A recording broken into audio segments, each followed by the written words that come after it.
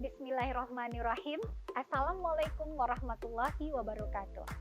Perkenalkan, saya Fitria Novita, guru SDIT Al-Ittihad Pekanbaru. Saya guru kelas 6 dan juga wakil kurikulum.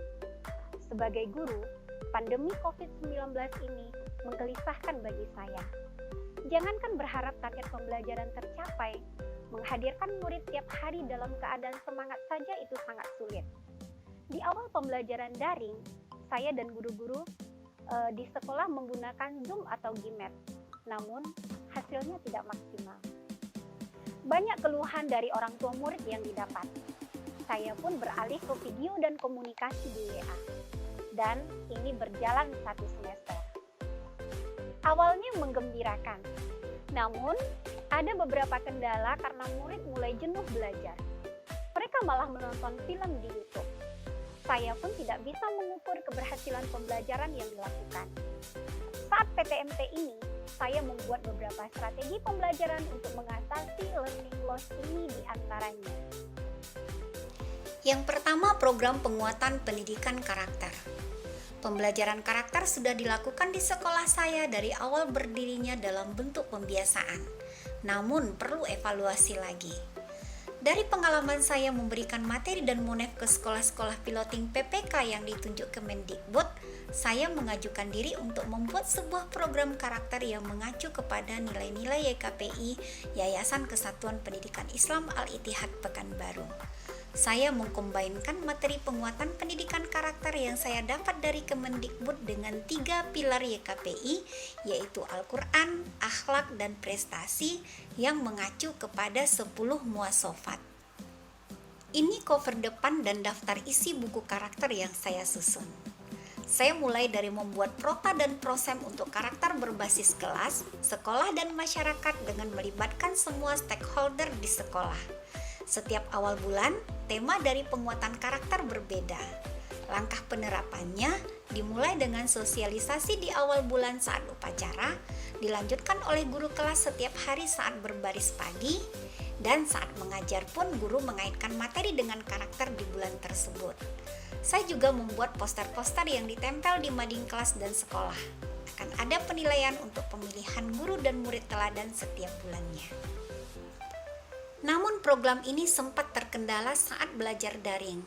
Sebagai wakil kurikulum, saya melakukan perubahan dengan bekerja sama dengan guru BK di sekolah. Kami menambahkan pelajaran karakter di Sabtu. Saya ganti strategi pembelajaran yang biasanya melalui keteladan langsung dengan menampilkan kisah, tokoh, sesuai karakter yang diharapkan. Kami juga bekerja sama dengan orang tua murid untuk memberikan penilaian dalam penerapan karakter murid di rumah. Dari staf karakter YKPI, ini dibuatkan link khusus untuk mengukur pencapaian karakter murid dalam 1 hari dan juga link karakter untuk guru serta karyawan yang diberi nama dengan Amal Yaumi. Walaupun di masa PTMT, penguatan pendidikan karakter untuk murid tetap bisa dijalankan dan dievaluasi. Saya juga mengimbaskan ke guru penggerak saya di SMP Negeri 37 Pekanbaru. Di bawah ini beberapa dokumentasi pelaksanaan penguatan pendidikan karakter di SMP Negeri 37 Pekanbaru.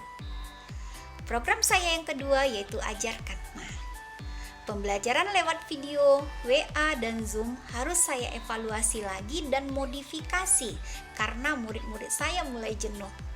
Saya berpendapat bukan di sarananya, namun strategi pembelajarannya yang perlu saya perbaiki dan saya beri nama Ajarkan Ma, yaitu menghadirkan pembelajaran yang menyenangkan dan bermakna.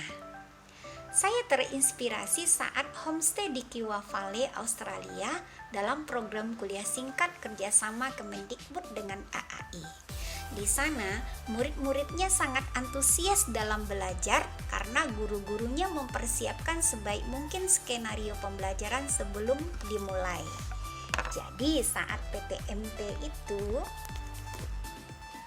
di masa pandemi ini, saya meniru apa yang saya lihat di Kiwa Valley dan memodifikasinya sesuai dengan karakter sekolah saya.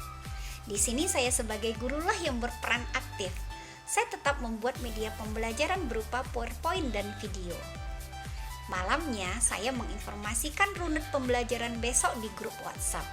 mengiring link Zoom dan materi di LMS. Pagi harinya dimulai dengan mengingatkan murid di WhatsApp untuk sholat subuh dan dilanjutkan dengan tilawah Al-Quran. Pukul 7.40 lah kegiatan pembukaan kelas dimulai lewat Zoom secara hybrid learning.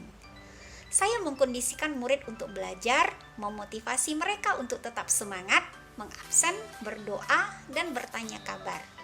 Inilah bagian yang sangat penting dalam ajarkan Ma. Murid yang belajar daring dan luring terfasilitasi sama oleh saya. Pembelajaran dibuat menyenangkan bagi murid. Saya membuat tampilan PowerPoint yang menarik dan melibatkan siswa secara aktif dalam belajar. Saya gunakan pembelajaran kooperatif melalui breakout room untuk murid yang daring, sedangkan yang luring saya bagi dua, namun diskusi tetap mematuhi protokol COVID. Murid sangat antusias berpendapat dan saat presentasi. Saya juga memberikan berbagai pilihan untuk mereka menguasai materi yang saya berikan. Dan yang paling penting, sebelum pelajaran berakhir, saya meminta mereka menyimpulkan sendiri apa yang mereka pelajari saat ini. Saya membuat suasana belajar lebih hidup dengan mengkondisikan diri saya terlebih dahulu. Saya harus jeli memantau murid yang tidak aktif kamera dengan sesering mungkin memanggil mereka dengan cara yang menyenangkan. Ajarkan Ma menjadi moto agar saya selalu melakukan pembelajaran bermakna dan menyenangkan setiap harinya. Lewat ajarkan Ma, hybrid learning bisa terlaksana maksimal. Program saya yang ketiga yaitu Sarom Sabu, 1 rombel 1 buku. Sarom Sabu adalah program saya di bidang literasi tulis yang sudah berjalan di tahun ketiga ini. Namun saat pandemi COVID ini sempat terkendala. Sekarang saya kembali memotivasi murid-murid saya untuk lebih aktif membaca dan menuangkan ide-ide mereka dalam bentuk tulisan.